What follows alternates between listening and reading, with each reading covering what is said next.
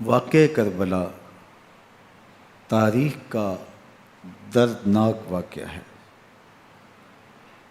یہ اقتدار کی جنگ نہیں تھی، اقدار کی جنگ تھی۔ دو شخصیتوں کی لڑائی نہیں تھی، دو نظریات کا ٹکراؤ تھا۔ یہ حق اور باطل کا معرکہ تھا۔ یزید ظلم کا استعارہ ہے، حسین ابن علی امن کی علامت ہے۔ یزید جبر کا پتلہ ہے، حسین صبر کا پیکر ہے۔ یزید اپنی بدطینت فطرت اور اپنی طبع ناہموار کے باعث دنیا پر ذلت و رسوائی، ظلم، جبر، جور و زیادتی کی علامت بن کے ابھرا، اور حسین ابن علی رضی اللہ تعالی عنہ حق و صداقت کا نشان بن کے ابھرا۔ کربلا کے تپتے ہوئے ریگزار میں حسینی اور یزیدی دو کردار سامنے آتے ہیں۔ اقبال نے کہا تھا، موسیٰ و فرعون و شبیر و یزید، این دو قوت از حیات آید پدید، زندہ حق از قوت شبیری است، باطل آخر داغ حسرت میری است، سرخ رو عشق غیور از خون او، شوخی این مصرع از مضمون او، تا قیامت قطع استبداد کر، موج خون او چمن ایجاد کر۔ یزید بہدل کی بیٹی محسون کا ناپاک بیٹا تھا، اور حسین محمد عربی کی بیٹی فاطمہ کا شہزادہ تھا۔ یزید دمشق کے اطراف میں سرجون اور جریر اختل جیسے اوباشوں کے جھرمٹ میں پل کے جوان ہوا۔ حسین کے گھر کا دروازہ مسجد نبوی کے اندر کھلتا تھا۔ یزید نشے میں دھت ہو کر کے نمازیں چھوڑ دیتا تھا۔ حسین کی کربلا کے اندر بھی نماز تہجد قضا نہیں ہوئی۔ یزید ظلم کا دوسرا نام ہے، حسین امن کی علامت ہے۔ یزید نے زندگی میں ایک مرتبہ حج کیا اور شراب کے مٹکے ساتھ لے کے آیا، اور اختل اور دیگر گویوں اور مغنیوں کو اپنے ساتھ رکھا تاکہ سفر آسانی سے کٹے۔ حسین ابن علی نے 25 حج سواری ہونے کے باوجود پیدل کیے۔ یزید حج بیت اللہ کے بعد مدینہ المنورہ آیا اور شراب کی ایک مجلس بپا کی۔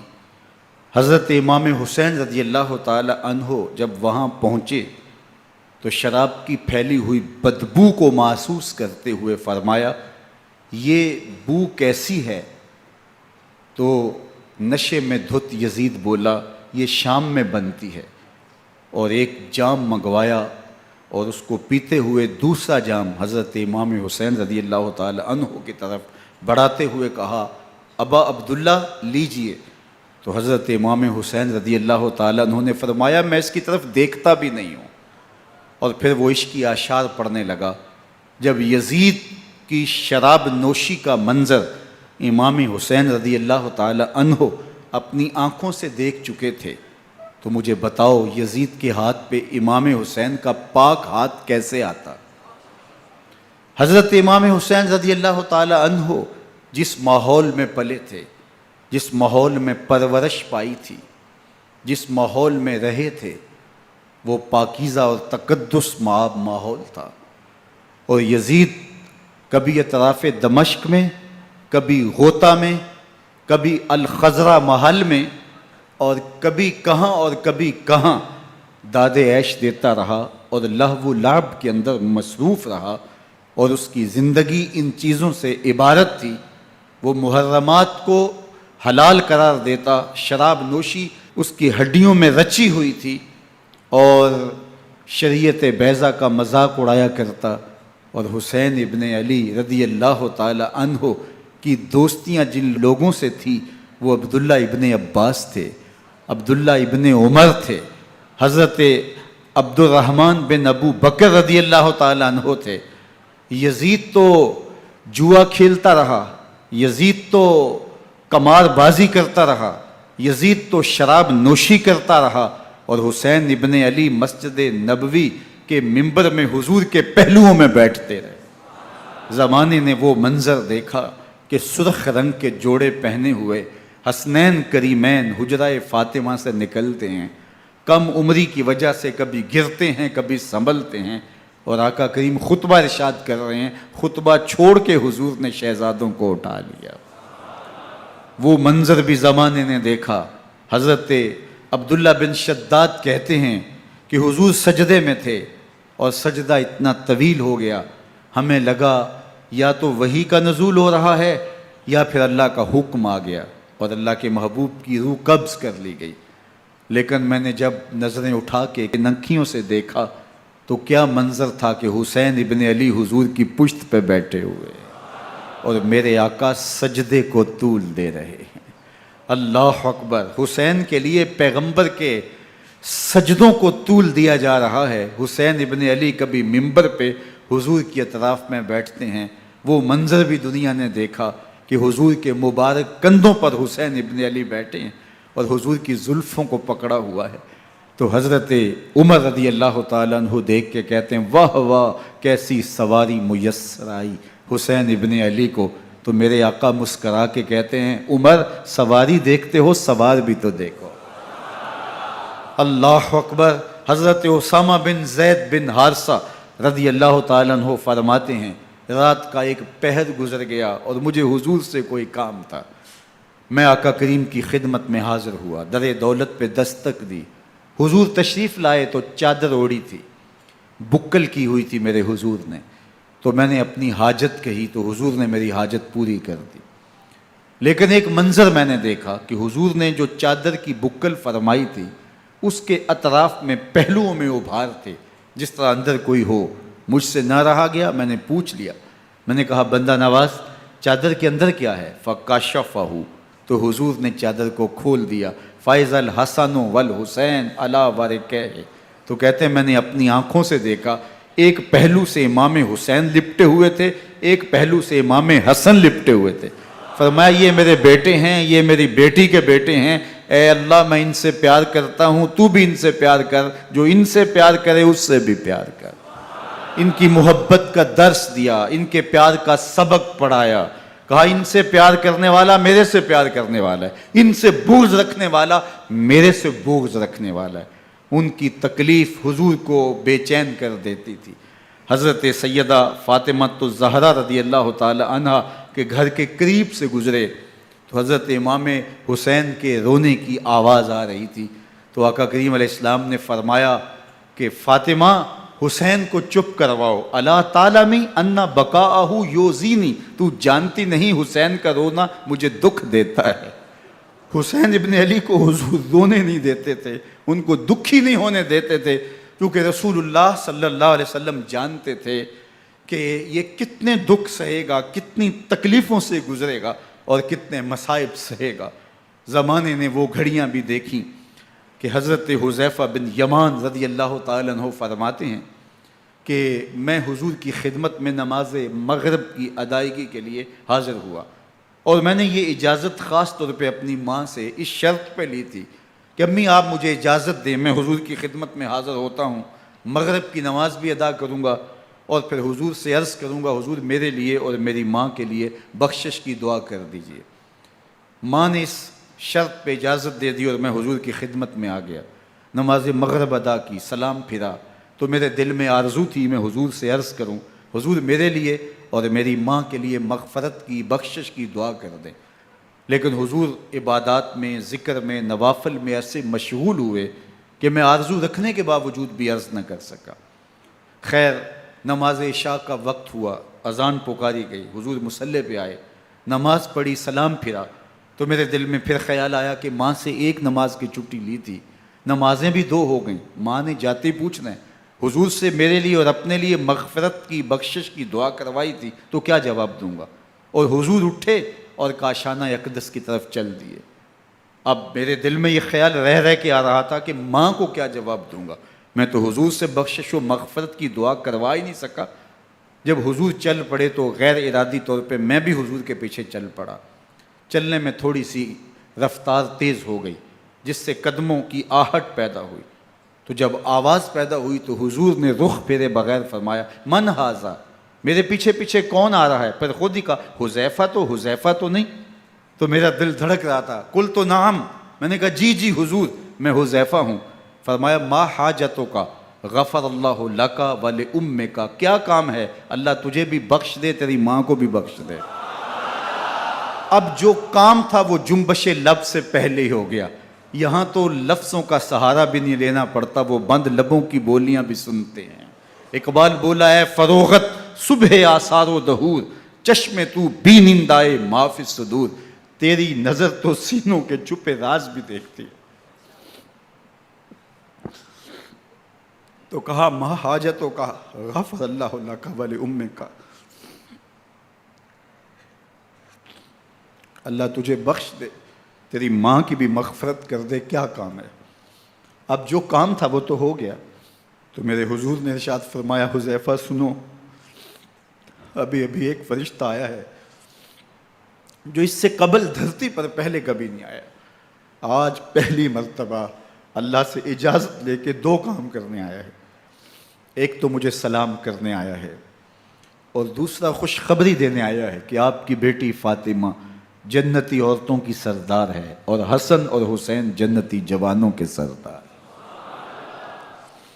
ایک طرف یزید ناپاک میسون کا پلیت بیٹا، اور ایک طرف محمد عربی کا نواسا، فاطمہ کے دودھ کا اثر، علی المرتضیٰ کے خون کی تاثیر، رسول اللہ صلی اللہ علیہ وسلم کے کندھوں پہ بیٹھنے والا۔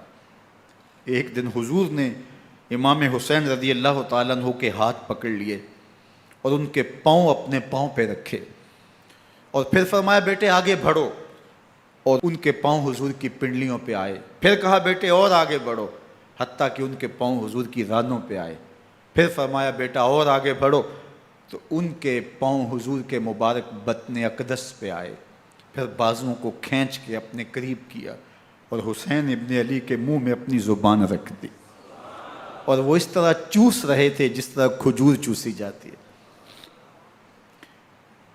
تو اللہ کے محبوب علیہ السلام نے حسین ابن علی کو اپنی زبان کا لعاب دہن دے کر کے، وہ شیر رحمت دے کر کے، وہ کوثر و تسلیم سے پاکیزہ تر آب رحمت عطا کر کے ان کی ہمیشہ کے لیے پیاس بجھا دی، تاکہ کل کربلا کے تپتے ہوئے ریگزار میں حسین ابن علی کو پیاس کی شدت تنگ نہ کرے اور پائے استقلال میں لغزش نہ آنے پائے۔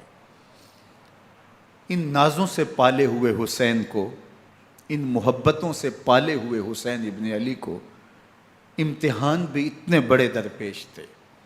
یاری تیری سونا پر ازمیشاں تیریاں اگ، سونا پرکھیا جامدہ ہے نال اگاں دے لگ۔ جتنا بڑا شخص ہوتا ہے اتنی آزمائشیں بھی بڑی ہوتی ہیں۔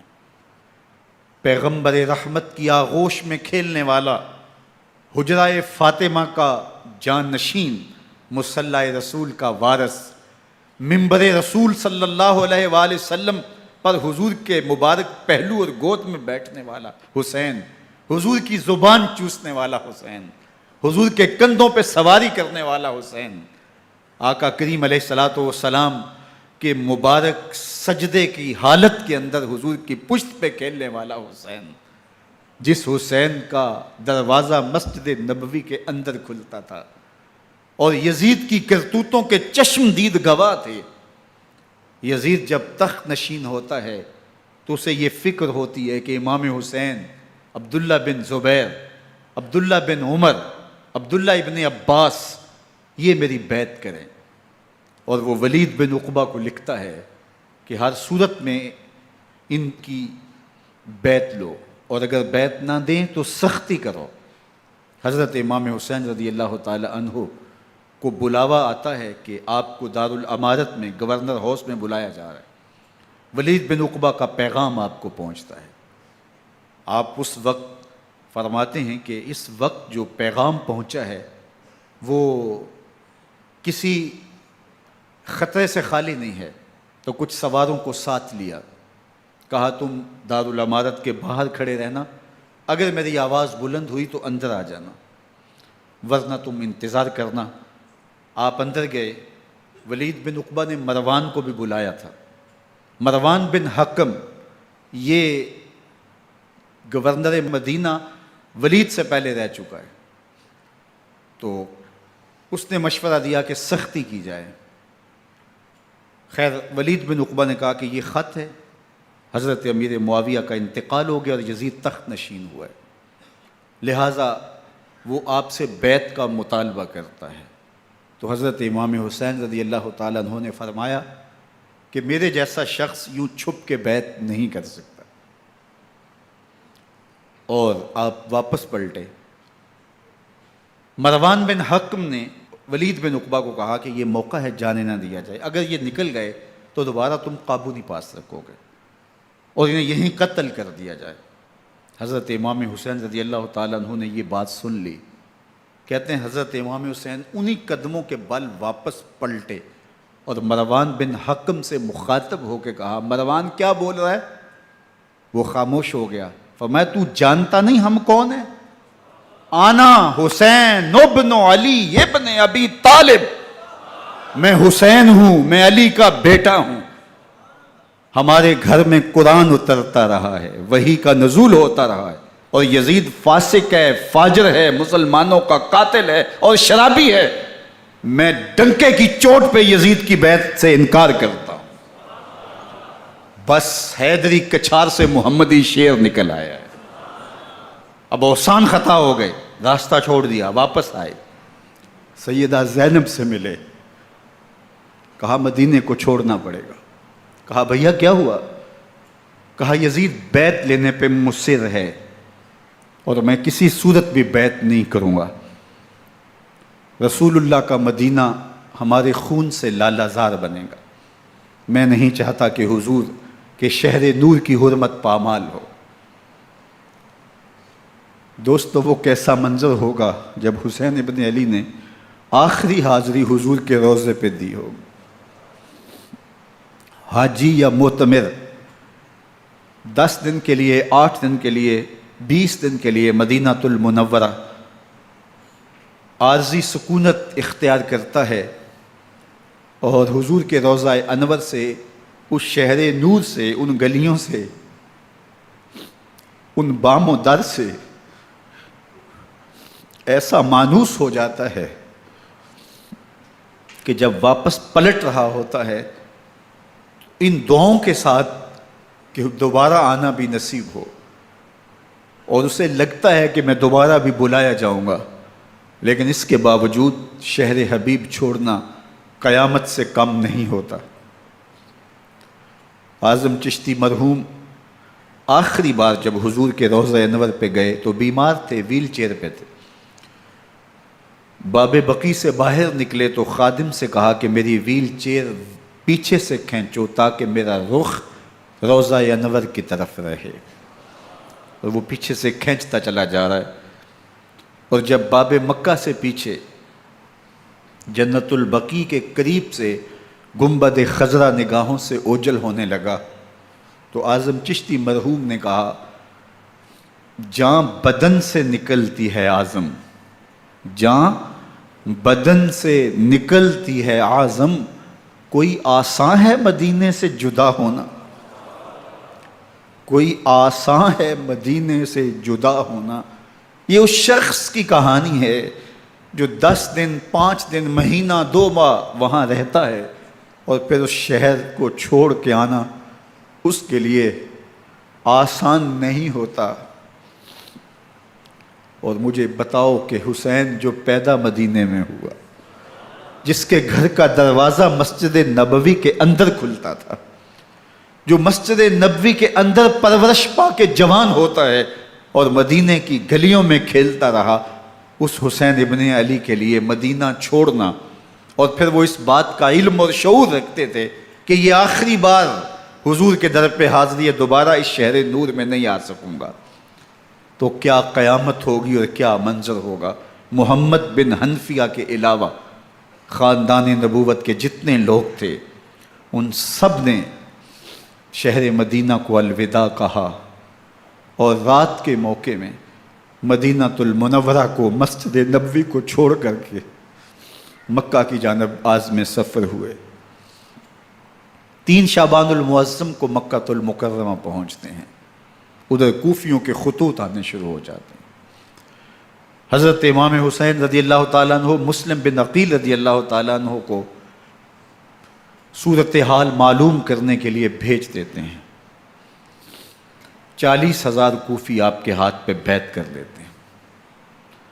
ادھر 25 پیدل حج کرنے والے حضرت امام حسین 8 ذی الحج کو احرام باندھتے ہیں، لیکن آپ کو پتہ چلتا ہے کہ حاجیوں کے روپ میں قاتل چھپا دیے گئے، تو آپ اس احرام کو حج کی بجائے عمرے میں بدلتے ہیں اور کوفے کی جانب عازم سفر ہوتے ہیں۔ کائنات والو، ذرا سینے پہ ہاتھ رکھ کے دیکھو کہ یہ کتنا مشکل مرحلہ تھا۔ اس دین کی آبرو کو بچانے کے لیے حضرت امام حسین رضی اللہ تعالیٰ عنہ نے کتنا بڑا قدم اٹھایا۔ آپ کے بہی خواہ، دوست، احباب عبداللہ بن عمر یہ سارے روکتے ہیں۔ عبداللہ بن عباس کہتے ہیں حضرت نہ جائیے، الکوفی لا یوفی، کوفی کبھی وفا نہیں کرتے، آپ کے والد کو وہاں شہید کیا گیا، لیکن آپ ایک فرض کو نبھانے جا رہے ہیں۔ میرے غم گسارو، میرے مہربانوں، نہ روکو مجھ کو جانے دو، مجھے نانے کے دی کی ڈوبتی کشتی بچانے دو، میں جاتا ہوں کہ دنیا پر وفا کا نام رہ جائے، میں رہوں نہ رہوں پر عظمت اسلام رہ جائے۔ میں نہیں جاتا تو نبی کے گھر کی آن جاتی ہے، میں نہیں جاتا تو نبی کے گھر کی آن جاتی ہے، تمہارا دین جاتا ہے، میری غیرت ایمان جاتی ہے۔ حضرت امام حسین یہاں سے چلتے ہیں، ابھی راستے میں ہی پہنچتے ہیں کہ یہ خبر آتی ہے کہ کوفے والوں نے بے وفائی کر دی، حضرت مسلم بن عقیل رضی اللہ تعالیٰ عنہ کو شہید کر دیا گیا، نعمان بن بشیر معزول کر دیے گئے، ابن مرجانہ ابن زیاد وہاں متعین کر دیا گیا جو سخت گیر شخص تھا، اور اس نے لوگوں کو ڈرایا، دھمکایا، اور کوفے کے لوگوں کے دل بدل گئے اور وہ بیتیں توڑنے لگے۔ وہ منظر مسجد کوفہ کا کتنا دلگداز تھا۔ جب امام نماز کے لیے کھڑے ہوئے تو 40,000 لوگ آپ کے پیچھے تھا۔ جب سلام پھیرا اور امام نے دیکھا کہ پیچھے لوگ نہیں ہیں، پھر لوگوں نے اپنے دروازے بھی بند کر لیے۔ رات کی تنہائیاں ہیں اور حضرت مسلم بن عقیل کو کوئی پناہ دینے والا نہیں ہے۔ لوگوں نے دروازے بند کر لیے کہ کہیں ہمارے گھر میں نہ آ جائیں اور ہم مشقت اور حکومتی تشدد کا شکار نہ ہوں۔ کتنا دردناک لمحہ ہے حضرت مسلم بن عقیل رضی اللہ تعالیٰ عنہ پہ، اور پھر حضرت مسلم بن عقیل بے دردی سے شہید کر دیے جاتے ہیں۔ آپ ابھی راستے میں ہیں، یہ ساری کہانی پہنچتی ہے کہ حضرت مسلم شہید کر دیے گئے اور بے دردی سے شہید کر دیے گئے۔ وہ جنہوں نے خط لکھے تھے کہ ہم آپ کے ساتھ ہیں اور ہم منتظر ہیں، چشم برا ہیں، آپ کے قدموں کی چاپ سننے کے لیے بےتاب ہیں، آج انہوں نے بیتیں توڑ دی۔ 40,000 کوفی منحرف ہو گئے۔ مسجد کوفہ کا وہ منظر کس قدر روح کو تڑپا دینے والا تھا۔ ہم پچھلے سال عصر اور مغرب کے درمیان جب کوفہ پہنچے تو سورج ڈوبنے کے قریب تھا۔ میں نے اپنی زندگی میں اتنا اداس موسم کہیں نہیں دیکھا جتنا اداس موسم کوفے میں دیکھا۔ ایسے لگتا تھا جس طرح کوفے کی آب و ہوا آج بھی شرمندہ ہے۔ جو مسلم بن عقیل اور خاندان نبوت کے ساتھ اہل کوفہ نے کیا، حضرت امام حسین رضی اللہ تعالیٰ عنہ کو ان کے بہی خواہوں نے، اعزاء نے، اقربا نے، دوستوں نے، آوان و انصار نے، ساتھیوں نے کہا کہ حضرت حالات یکسر تبدیل ہو گئے، اب ہمیں مراجعت کر جانی چاہیے، واپس پلٹ جانا چاہیے۔ تو حضرت امام حسین کافی سوچ بچار میں رہے، پھر اس کے بعد آپ نے فیصلہ کیا کہ ہم آگے بڑھیں گے۔ دوستوں نے کہا کہ حضرت اگر آپ آگے بڑھیں گے تو ہمیں لگتا ہے کہ وہ آپ کے ساتھ سلوک اچھا نہیں کریں گے اور آپ بچوں کے سامنے پیاسے شہید کر دیے جائیں گے۔ تو حضرت امام حسین رضی اللہ تعالیٰ عنہ نے وہاں ایک خطبہ ارشاد فرمایا کہ لوگو تم جو مجھے بتا رہے ہو مجھے اچھی طرح معلوم ہے، جو تم مجھے منظر پیش کر رہے ہو وہ میری نگاہوں میں ہے، اور جو کچھ ہونے والا ہے چشم تصور وہ منظر دیکھ رہی ہے۔ چونکہ حضرت امام حسین رضی اللہ تعالیٰ عنہ کی شہادت کی خبر حضرت امام حسین کے پیدا ہوتے ہی خاندان نبوت میں عام تھی۔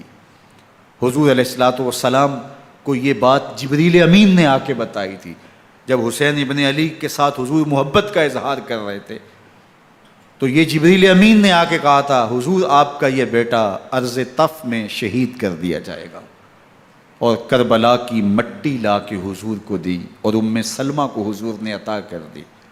حضرت ام سلمہ کہتی ہیں کہ ایک دن میں سوئی تو خواب دیکھا کہ حضور کے مبارک بال بکھرے ہوئے ہیں اور سخت پریشان ہیں، تو میں نے کہا کہ حضور آپ کی یہ کیا حالت ہے؟ وَبِيَدِهِ قَارُورَةٌ، اور حضور کے ہاتھ میں ایک شیشی ہے، فیہا دمن، جس کے اندر خون ہے۔ تو میں نے کہا حضور یہ کیا؟ فرمایا میں قتل گاہ حسین سے آ رہا ہوں اور یہ حسین ابن علی کا خون ہے۔ تو کہا 10 محرم کا دن تھا، دوپہر کا یہ منظر تھا، میں کیلولہ کر کے اٹھی، جب میں نے دیکھا تو وہ شیشی جس میں کربلا کی مٹی رکھی تھی وہ خون بن چکی تھی۔ تو یہ خبر پہلے دی گئی تھی، یہ بتا دیا گیا تھا۔ فرمایا میرے دوستو جو تم مجھے بتاتے ہو میں اس سے بے خبر نہیں ہوں، یہ سب کچھ ہونے والا ہے، لیکن اس کے باوجود میں کیوں جا رہا ہوں؟ تو آپ کا ایک تاریخ ساز جملہ ہے جو کربلا کے فلسفے کو ہمارے سامنے رکھتا ہے کہ یہ اتنا بڑا امتحان کیوں دیا۔ حضرت امام حسین رضی اللہ تعالیٰ عنہ نے فرمایا وَلَكُمْ فِيَّ أُسْوَةٌ، میں اس لیے جا رہا ہوں قیامت تک ظلم، جبر اور ناانصافی کے خلاف کھڑے ہونے والوں کے لیے کوئی نمونہ تو ہو۔ میری زندگی قیامت تک ظلم، جبر اور استحصالی نظام کے خلاف کھڑے ہونے والوں کے لیے نمونہ ہے۔ تو حضرت امام حسین رضی اللہ تعالیٰ عنہ نے حق اور باطل کے درمیان ایک سرخ لکیر کھینچ دی اپنے خون سے۔ اب حق اور باطل کا امتیاز کرنا مشکل نہیں ہے، کوئی باطل پہ اڑا رہے تو الگ بات ہے، لیکن امتیاز کرنا مشکل نہیں ہے۔ حدود بالکل واضح کر دیں۔ اقبال نے یہاں کتنی خوبصورتی کے ساتھ اس مضمون کو نبھایا۔ سرخ رو عشق غیور از خون او، شوخی این مصرع از مضمون او، تا قیامت قطع استبداد کر، موج خون او چمن ایجاد کر۔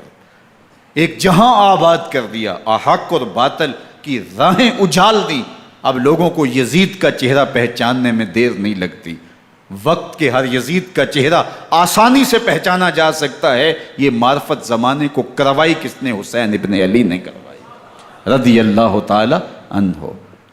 تو حضرت امام حسین نے فرمایا کہ جو میرے ساتھ ہونے والا ہے میں اچھی طرح جانتا ہوں، لیکن میں اس کے باوجود آگے بڑھوں گا۔ پھر بڑھے اور کربلا میں جا کے خیمہ زن ہو گئے۔ 7 محرم کو پانی بند کر دیا گیا، پانی بند ہوا تو کھانا بھی میسر نہیں تھا، لیکن ذکر پانی کا ہوتا ہے اس لیے کہ کھانے کے بغیر انسان کئی دن کاٹ لیتا ہے، لیکن پانی کے بغیر گزر نہیں ہوتی۔ تو فرات کی نہر سامنے اپنی موجوں کے ساتھ چمک رہی ہے، لیکن ایک قطرہ آب بھی آل رسول کو نہیں دیا جا رہا۔ کائنات کے اندر ایسے انوکھے امتحان بھی ہوتے ہیں، وارث ہوں ساقی کوثر کے، مالک ہوں حوض کوثر کے، اور بیٹے ہوں ساقی کوثر کے، اور آج ایک بوند پانی کی بھی میسر نہ ہو۔ صبر کا امتحان ہے، عزیمت کا امتحان ہے۔ حضرت امام حسین رضی اللہ تعالیٰ عنہ خیمہ زن ہو گئے، 3 دن تک پانی بند رہتا ہے۔ 9 محرم کو رات کی تنہائی میں حملہ آور ہونا چاہتے ہیں، لیکن آپ نے کہا کہ ہمیں اللہ کے حضور عبادت اور ذکر کے لیے وقت دیا جائے۔ ساری رات ذکر میں گزرتی ہے، عبادات میں گزرتی ہیں۔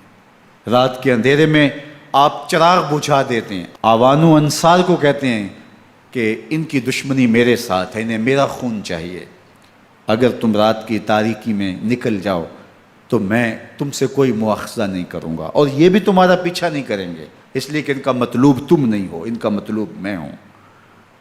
جب چراغ جلایا تو کوئی بھی نہیں گیا۔ مسلم بن نوسجہ کھڑے ہو کے کہتے ہیں حضرت اگر ہمارے بدن کو 70 بار کاٹا جائے اور جلایا جائے اور ہواؤں میں اڑا دیا جائے پھر بھی آپ کا ساتھ نہیں چھوڑیں گے۔ 70 سال کے بوڑھے ہیں حبیب بن مظاہر، کہتے ہیں حضرت آپ کو چھوڑ کے جائیں کہاں، آپ کو چھوڑ کے جائیں کہاں، کوئی ساتھ چھوڑنے کے لیے تیار نہیں ہے۔ پیاس ہے، سخت گرمی ہے، کربلا کا ماحول ہے، 72 افراد اور خاندان کی خواتین میدان کربلا میں خیمہ زن ہیں۔ دوسری طرف لشکر اعداء اشقیا 22,000 کی تعداد میں مقابلے میں، ایک روایت 30,000 کی ہے۔ ان صرف 72 پیاسے لوگوں کے لیے اتنے لوگوں کو جمع کرنے کا مقصد خوف زدہ کرنا تھا۔ شرط ہے کہ یا یزید کی بیعت کر لیں، محاصرے توڑ دیں گے، پانی دستیاب ہوگا، اعزاز و اکرام سے نوازا جائے گا، خزانوں کے منہ کھول دیے جائیں گے۔ لیکن حسین ابن علی کہتے تھے سب کچھ لٹ جائے گا، باطل کے ہاتھ پہ ہاتھ نہیں رکھوں گا۔ اللہ اکبر۔ اب صبح طلوع ہوتی ہے، عاشور کا دن چڑھتا ہے، سورج اپنی پوری تمازت کے ساتھ گرمی برسا رہا ہے۔ آج خاندان نبوت کا امتحان زمانے نے دیکھنا ہے۔ رسول اللہ کا لعاب چوسنے والا اس کے صبر کا آج امتحان ہے، حضور کے کندھوں پہ کھیلنے والے حسین کا آج امتحان ہے۔ اللہ اکبر۔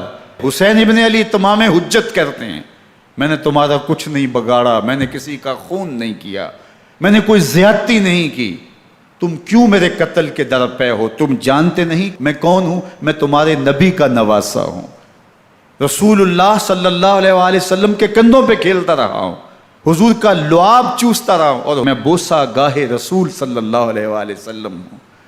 لیکن ان اشقیاء کے دل پر کوئی چیز اثر انداز نہیں ہوتی۔ ایک ہور ہے، اللہ اس کے دل میں نرمی ڈالتا ہے۔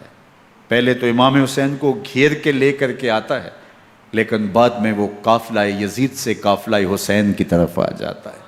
امام حسین فرماتے ہیں تو دنیا میں بھی ہور ہے، آخرت میں بھی ہور ہے، آزادی مل جاتی ہے۔ باقی 22,000 کا لشکر جرار امام حسین کے قتل کے در پہ ہے۔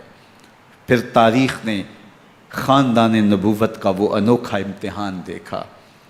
حضرت امام حسین کے بچے بالخصوص خواتین پیاس کی شدت میں حلق خشک ہیں۔ حضرت سکینہ تڑپ کے اپنے باپ سے کہتی ہیں کہ مجھے 6 ماہ کے علی اصغر کی پیاس نہیں دیکھی جا رہی۔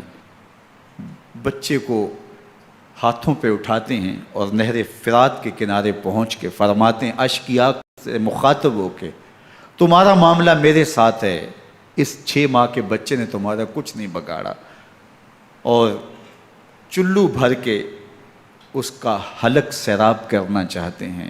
ایک 2 شاخہ تیر آتا ہے جو حضرت علی اصغر کے گلے کو چیر دیتا ہے۔ راوی لکھتے ہیں کہ وہ عام تیر نہیں تھا، جانوروں کو شکار کرنے کے لیے جو بڑے تیر ہوتے ہیں وہ 2 شاخہ تیر تھا۔ وہ گردن کو کاٹ دیتا ہے، خون بہنے لگتا ہے، گردن لٹک جاتی ہے۔ حضرت امام حسین وہ بہتا ہوا خون اپنے چلو میں لیتے ہیں اور آسمان کی طرف اچھال کے کہتے ہیں مالک حسین کی یہ قربانی بھی قبول فرما۔ یہ تماشا لب بام نہیں ہے، بچہ بیمار ہو ڈاکٹر جواب دے دیں، ماں باپ کے ہاتھ پھول جاتے ہیں، زندگی کی سانسیں ابھی چل رہی ہوتی ہیں، لیکن ڈاکٹر کہے کہ یہ میرے بس کا روگ نہیں ہے، کہیں اور لے جاؤ، تو زندگی کا لف و نشر غیر مرتب ہو جاتا ہے۔ میں سلام پیش نہ کروں حسین ابن علی کو، 6 ماہ کا علی اصغر ہاتھوں میں دم توڑتا ہے، گردن لٹک جاتی ہے، خون بہہ رہا ہے، اب خیموں کی طرف بڑھ رہے ہیں، لیکن زبان پہ شکایت نہیں ہے، کہتے ہیں مالک حسین کی یہ قربانی قبول کر لے۔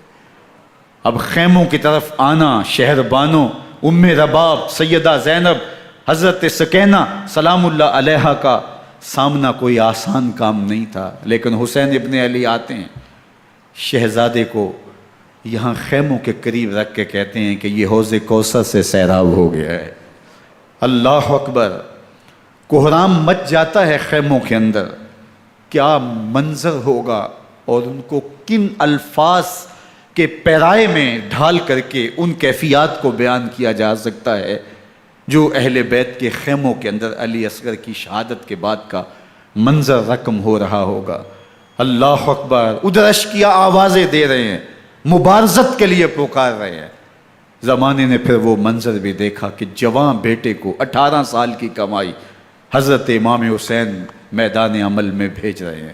وہ علی اکبر جو حسین کا نور نظر ہے، آنکھوں کا قرار ہے، دل کی تسکین ہے۔ اور پھر حضرت علی اکبر جب گھوڑے کی زین سے فرش زمین پہ گرتے ہیں تو باپ کو آواز دیتے ہیں، اور حضرت امام حسین جو ہے وہ آگے جا کے بیٹے کی لاش اٹھاتے ہیں۔ اللہ اکبر، 18 سال کے بیٹے کی لاش کو کندھوں پہ اٹھا کے خیموں تک لاتے ہیں اور ہاتھ پھیلا کے کہتے ہیں مالک حسین کی یہ قربانی بھی قبول فرما۔ کبھی قاسم بن حسن کی لاش اٹھا کے لاتے ہیں، کبھی اون و محمد کی لاشیں اٹھا کے لاتے ہیں، بھتیجوں کی، بھانجوں کی، بھائی عباس کے کٹے ہوئے بازو اور زخموں سے چھدا ہوا لاشا۔ کیا کیا قیامتیں تھیں جو اس کربلا کے ایک میدان کے اندر نہیں توڑی گئیں۔ حضرت امام حسین پر دکھ پہ دکھ، تکلیفوں پہ تکلیفیں، اب 71 لاشیں اٹھا کے خیموں تک پہنچا چکے، اور ادھر مبارزت کی دعوت دی جا رہی، آؤ میدان عمل میں آؤ، اب دیر کیوں کر رہے ہو۔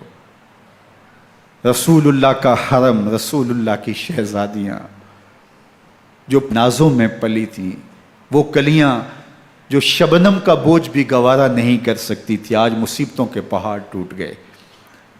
حضرت امام حسین کبھی شہربانوں کو، کبھی ام رباب کو دلاسا دیتے ہیں، کبھی حضرت زینب کو کہتے ہیں۔ حضرت زینب کربلا کے اس میدان کے اندر بڑے حوصلے کے ساتھ اپنے بھائی کے ساتھ کھڑی رہی، اپنے 2 بیٹے راہ خدا میں پیش کیے، ان کی لاشیں وصول کیں، لیکن زینب جس جرأت کے ساتھ، جس پامردی کے ساتھ اس سارے منظر کو حوصلے کے ساتھ سہتی رہی، وہ یقیناً حوصلہ سیدہ زینب سلام اللہ علیہا کا ہی ہے۔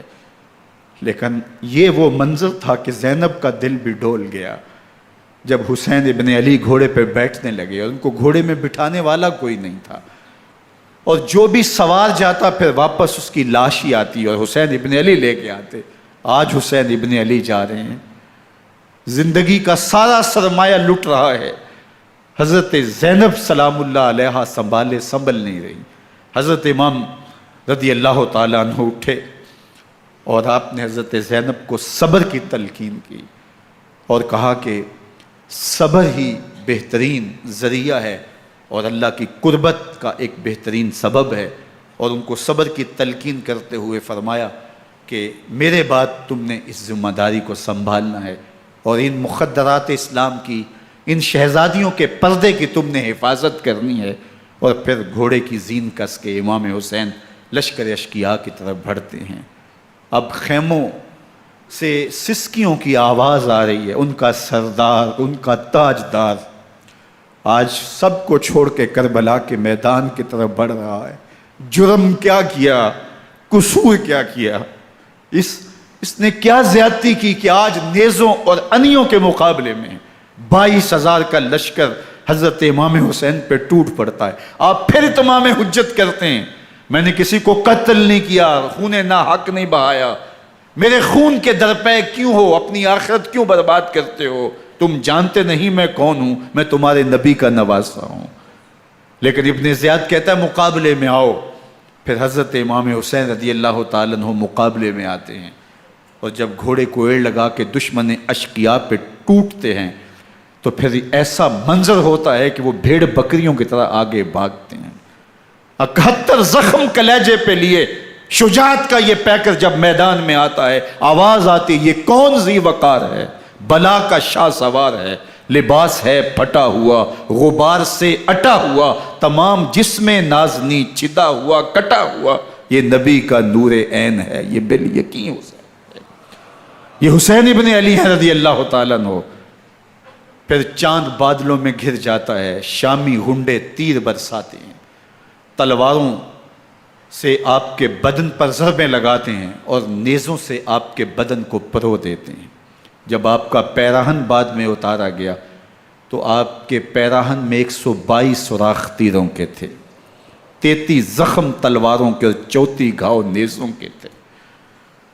جب گھوڑے کی زین سے فرش زمین پر آئے، بدن چھلنی تھا، زخم زخم سے خون بہہ رہا تھا، 3 دن کا پیاسا حسین، اللہ اکبر، بدن زخموں سے چور، 71 لاشیں کلیجے پہ لیے، مخدرات اسلام کے پردے کا خیال دل میں الگ ہے، لیکن گھوڑے کی زین سے جب فرش زمین پہ امام حسین آتے ہیں، زبان پہ ہائے نہیں، نالا و شیون نہیں، چیخ و پکار نہیں، آتے ہی پیشانی سجدے میں رکھتے ہیں اور پکارتے ہیں اللہم ردن بقضائک و صبرن علی بلائک تسلیما لامرک سبحان ربی الاعلی۔ مالک گھر لٹا کے، بچے لٹا کے، خاندان سب کچھ قربان کر کے، اپنے بدن کو زخموں سے چھلنی کروا کے، تیروں اور نیزوں کی انیوں سے اپنے آپ کو زخمی کروا کے، تیرے حضور سر جھکا کے یہ اقرار کرتا ہوں کہ حسین تیری تقدیر پہ راضی ہے، مالک تو بھی بتا، تو بھی حسین پہ راضی ہوا ہے کہ نہیں ہوا۔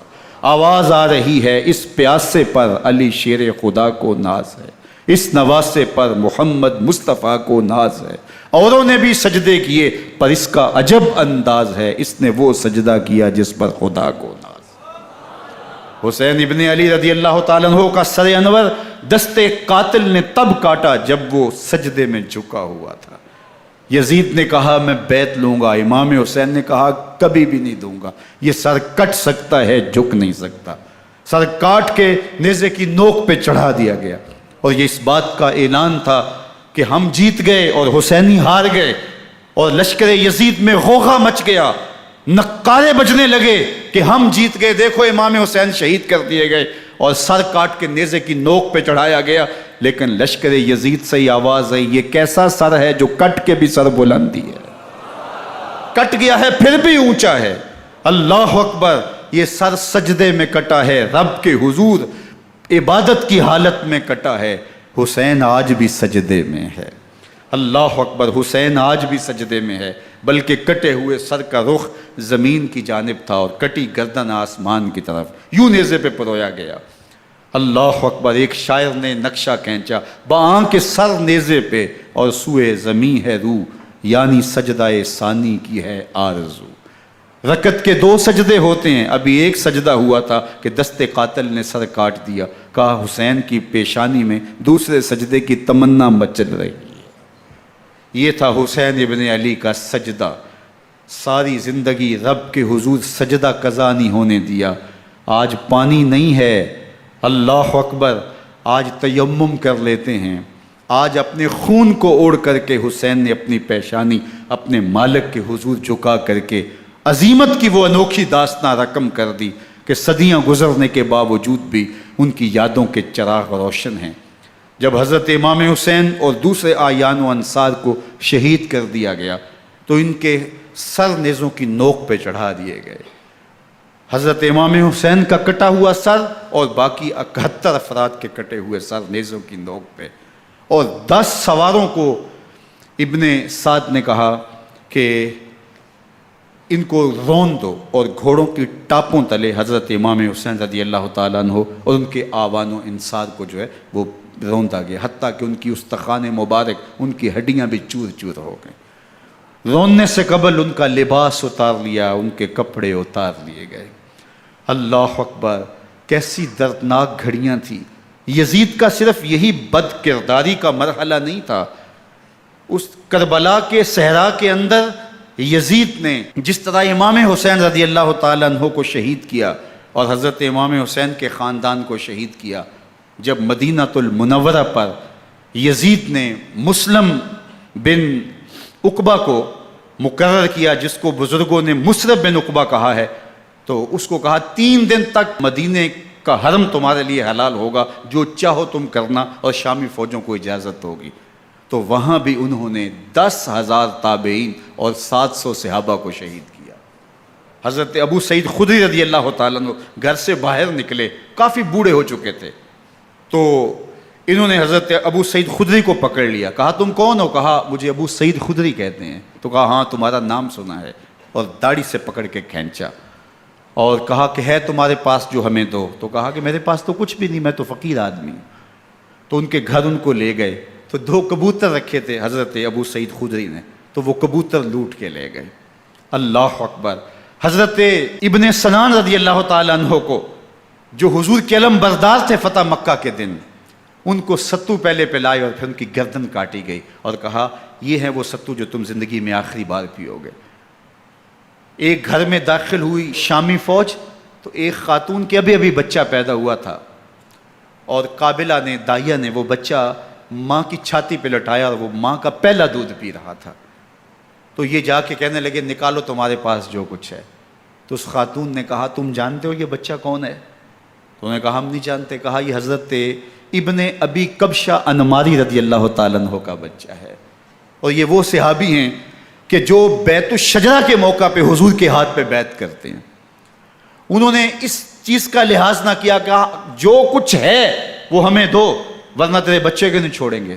تو ماں بچے سے مخاطب ہو کے کہتی ہے، ابھی بچہ پیدا ہوا ہے اور ماں سے پہلا دودھ پی رہا ہے، کہ بیٹے اگر میرے پاس کچھ ہوتا، وہ قیمتی سے قیمتی چیز بھی ہوتی، تیری جان کے لیے قربان کرتی، لیکن اس وقت میرے پاس کچھ ہے نہیں۔ تو ایک شکی آگے بڑھا اور بچے کو ایک ٹانگ سے پکڑ کے کھینچ کے دیوار کے ساتھ پٹک کے مارا، جس سے دماغ کا بھیجا نکل گیا۔ کیا کیا زیادتیاں نہیں کی۔ 700 صحابہ حرہ کے واقعہ میں شہید کیے یزید نے، اور 10,000 تابعین شہید کیے۔ مسجد نبوی میں ممبر رسول کے ساتھ گھوڑے باندھے، اور وہ ممبر رسول اور مصلی رسول کے قریب لید کرتے رہے۔ حضرت سعید عبد المسیب فرماتے ہیں میں نابینا تھا اور حضور کے روضہ انور کے پاس بیٹھا تھا، اور یزید کے سپاہی آتے، جو بھی مسجد میں نظر آتا پکڑ کے لے جاتے، مجھے نابینا سمجھ کے چھوڑ دیتے، لیکن میں پریشان تھا کہ ظہر کا وقت ہوگا، عصر کا وقت ہوگا، مغرب عشاء کا وقت ہوگا، نہ اذان، نہ اقامت، نہ جماعت، تو کیسے مجھے پتہ چلے گا کہ نماز کا وقت ہو گیا، اور کیسی میری نمازوں کا کیا بنے گا؟ میں اس فکر میں بیٹھا تھا۔ لم ازل اسمع الاذان والاقامت من قبر رسول اللہ صلی اللہ علیہ وآلہ وسلم۔ فرماتے ہیں جب بھی پھر نماز کا وقت آیا، گنبد خضرا سے اذان کی بھی آواز آئی، اقامت کی بھی آواز آئی۔ 3 دن تک مسجد نبوی کے اندر گھوڑے بندھے رہے، اور مدینہ کی حرمت پامال کی۔ مدینہ کے گھروں کے اندر یہ بدکماش داخل ہوئے، اور جو بدکاریاں انہوں نے کی، کلیجہ منہ کو آتا ہے۔ 1002 شیزائیں ان بدکاروں کی بدکاریوں کی وجہ سے کنواری حالت کے اندر حاملہ ہوئی۔ 3 دن تک مدینے کا حرم انہوں نے پامال کیا، اور پھر مکہ المکرمہ میں کعبۃ اللہ پر گولے برسائے، اور کعبہ کا غلاف جل گیا۔ وہ تو یزید مر گیا، اور حضرت عبداللہ ابن زبیر رضی اللہ تعالیٰ عنہ نے اپنی خلافت کا اعلان کیا۔ یزید کے یہ کرتوت تھے، ادھر اہل مدینہ کو ستایا، ادھر اہل مکہ کو ستایا، اور رسول اللہ صلی اللہ علیہ وسلم کے خانوادے کی بے حرمتی اور توہین کی۔ نہ صرف انہیں قتل کیا گیا، ان کی لاشوں پہ گھوڑے دوڑائے۔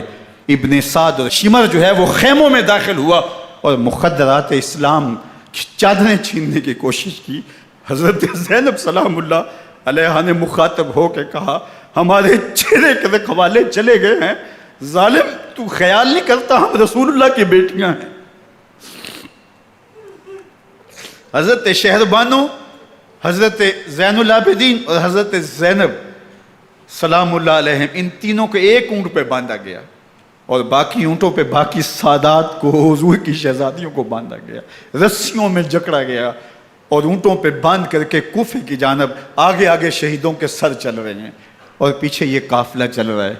اور جب یہ قافلہ وہاں سے گزرا جہاں لاشیں پڑی تھیں، امام زین العابدین 14 سال کے تھے اور بیمار تھے، اور ان کا حوصلہ نہ ہوا، وہاں غشی ان کے اوپر آنے لگی، اور وہ منظر ابن کثیر نے، باقی لوگوں سب نے لکھا ہے کہ پھر جب ان کی یہ حالت ہوئی تو پھر سیدہ زینب سلام اللہ علیہ، جنہوں نے ابھی تک بڑے حوصلے کے ساتھ ساری مشکلات کا مقابلہ کیا تھا، اب ان کے بندھن ٹوٹ گئے اور آنکھوں سے آنسو بہنے لگے، اور سیدہ زینب نے امام حسین رضی اللہ تعالیٰ عنہ کی لاش پہ کھڑے ہو کے، اور وہ روندی ہوئی لاش، ٹوٹی ہوئی ہڈیاں، اور وہ برینا بدن، کٹا ہوا سر نیزے کی نوک پہ، اور لاش یہ پڑی ہے، تو حضرت سیدہ زینب نے مدینے کی طرف منہ کر کے جو ہے وہ حضور سے فریاد کی، یا محمد آہو، یا محمد آہو، ھذا حسین بالآراء مزمل بالدماء، یا محمد آہو بناتوں کا سبایا۔ یا رسول اللہ، اے پیارے آقا، یا جد آہو، اے ہمارے نانا محترم، یہ دیکھیے آپ کا حسین پڑا ہوا ہے۔ بدن سے کپڑے اتار لیے گئے، خاک ہوائیں اڑا رہی ہیں، اور اس کے اوپر چادر جو ہے وہ مٹی کی پڑ گئی ہے۔ حضور آپ کی اولاد کاٹ دی گئی، اور پھر کہا بناتوں کا سبایا، حضور دیکھیے آپ کی بیٹیوں کے ہاتھ باندھ دیے گئے ہیں، اونٹوں پہ کس دیا گیا ہے، سر شہیدہ آگے آگے چل رہے ہیں، اور حضرت سیدنا امام حسین کا آگے آگے سر ہے۔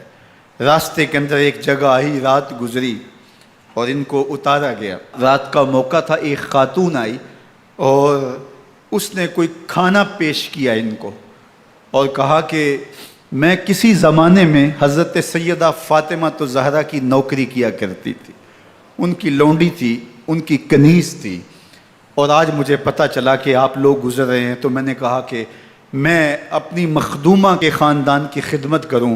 اور پھر اس نے کہا کہ اس وقت سیدہ کی گود میں ایک 6-7 ماہ کی بچی تھی جس کو زینب کہا کرتے تھے، تو سیدہ زینب نے کہا کہ اماں اگر پہچانتی ہو تو وہ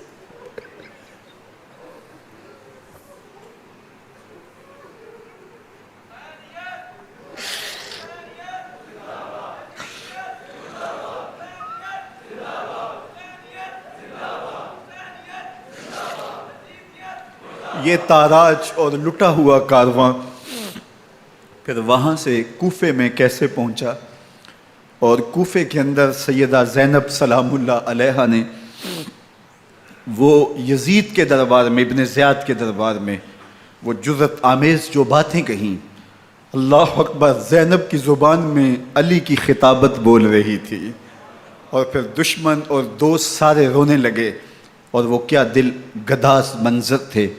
اور پھر یہ سروں کا قافلہ اور سادات کرام کا مشکیں کسی ہوئی ہیں اور اونٹوں پہ باندھے ہوئے، ان کو وہاں سے پھر قادسیہ، اور قادسیہ سے پھر دمشق یزید کے دربار میں پہنچایا گیا، اور وہاں سے یہ لٹے ہوئے خانمہ برباد تاراج لوگ مدینہ المنورہ میں کیسے پہنچے، اور اہل مدینہ نے کیسے استقبال کیا، اور وہ منظر کتنا دلگداز تھا جب اہل مدینہ زینب سے پوچھتے تھے زینب حسین کہاں ہے؟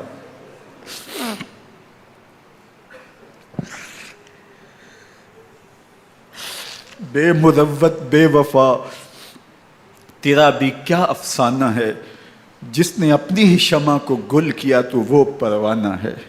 اپنے پیغمبر کے شہزادوں کو اور اپنے پیغمبر کی شہزادیوں کو جو دکھ اس امت نے دیے، یہ کائنات کی ایک انوکھی داستان ہے۔ اللہ ہمیں اسوہ شبیری پہ عمل کی توفیق عطا کرے اور ان کے نقوش پاک کی برکتیں دے، اہل بیت کی محبت ہماری روحوں میں جذب کر دے، اور جس عظیمت کے ساتھ، جس حوصلے کے ساتھ انہوں نے دکھوں کو جھیلا، جو دہکتی آگ کے شعلوں پہ سویا وہ حسین، جو جواں بیٹے کی میت پر نہ رویا وہ حسین، جس نے سب کچھ کھو کے کچھ نہ کھویا وہ حسین، مرتبہ اسلام کا جس نے دوبالا کر دیا، خون نے جس کے دو عالم میں اجالا کر دیا، جو کہ سوزے غم کو سانچے میں خوشی کے ڈھال کے، مسکرایا موت کی آنکھوں میں آنکھیں ڈال کے۔ اے حسین ابن علی تم پر سلام، نازش آل نبی تم پر سلام۔ ذرا میرے ساتھ یہ پڑھ لیجئے، اے حسین ابن علی تم پر سلام، نازش آل نبی تم پر سلام، تم پہ لاکھوں رحمتیں لاکھوں سلام، اے شہیدان محبت کے امام، لالا گوں لالا بدن لالا کفن، اے چمن اندر چمن، زندگی ہی زندگی تیری حیات اے حیات اندر حیات اندر حیات، افتخار ملت بیضا ہے تو، رب کعبہ کی قسم یکتا ہے تو، فخر کا دل میں دریچہ باز کرنا چاہیے، جن کا تو آقا ہے ان کو ناز کرنا چاہیے۔ وآخر دعوانا ان الحمد للہ رب العالمین۔